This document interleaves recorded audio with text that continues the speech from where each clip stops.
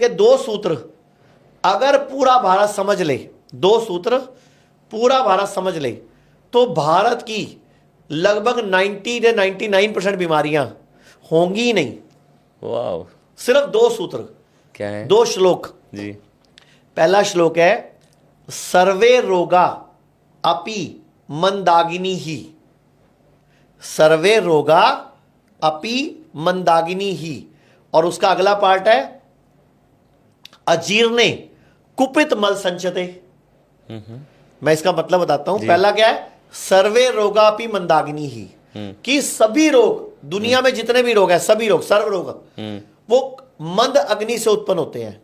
यानी कि कमजोर लीवर, कमजोर अमाशय, कमजोर पैनक्रियास, कमजोर स्प्लीन, यानी कि आपका मेटाबॉलिज्म स्लो होना, चय उपचय क्रिया का बिगड़ जाना। सर्वे रोगा अपि मंदाग्नि ही। अगला पार्ट क्या कह रहा है श्लोक का अगला हिस्सा क्या है? अजीर्णे कुपित मल संचते, अजीर्ण हो जाता है, इनडाइजेशन, खाना जब नहीं हो रहा, किसी के बैक्टीरिया पैदा हो रहे हैं, किसी की लीकी कट हो गई, किसी को एसिड बन रहा है, किसी को गैस बन रही है, किसी को अफारा आ रहा है, किसी का पेट साफ नहीं हो रहा। और कुपित मल संचते, मल कुपित हो गया, कुपित मतलब नाराज हो गया, सड़ गया, और संचय हो गया अंदर, कहां? बॉडी में ही कहीं कहीं, यहां हो गया, यहां हो गया, यहां हो गया, यहां हो गया। जहां संचय हो गया वो बीमारी आ गई। अगर वो हार्ट में संचय हो गया तो आपको हार्ट अटैक पड़ जाएगा, कुपित मल। अगर वो ब्रेन में संचय हो गया तो आपको ब्रेन स्ट्रोक हो जाएगा। अगर वो बॉडी में, ब्रेस्ट में संचय हो गया, गांठ बन जाएगी, बाद में आपको बोलोगे ब्रेस्ट कैंसर हो गया। सब कुछ कुपित मल है। मतलब बॉडी में गंध है, गंध, टॉक्सिन, अध पचा भोजन, जो पचा नहीं, जो पचा नहीं वही है बीमारी। राइट। अब मैं आपको एक उदाहरण से समझा देता हूं जी। पहले इलाज बता दूं जी। ये तो मैंने बताया, आयुर्वेद के 2 श्लोक है, फिर मैं उदाहरण देता हूं जी। आयुर्वेद के 2 श्लोक है। एक तो बताया मैंने, एक सर्वे रोगापि मंदाकिनी ही अजीर्णे कुपित मल संचयते। ठीक है। अब इलाज क्या है?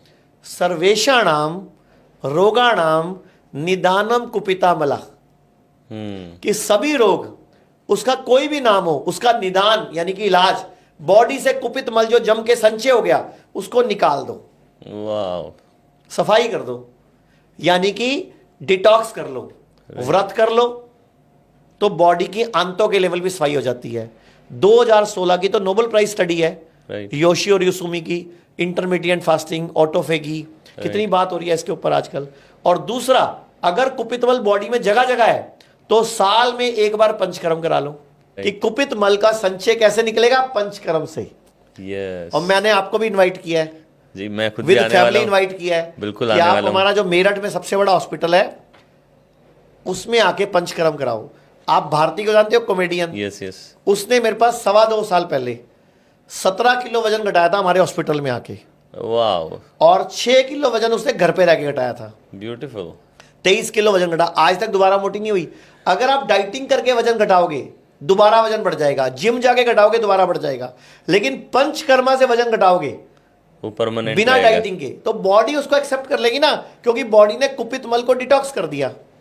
So true. सो ये 2 श्लोक हैं जिसके अंदर सब चीजों का इलाज है। बिल्कुल।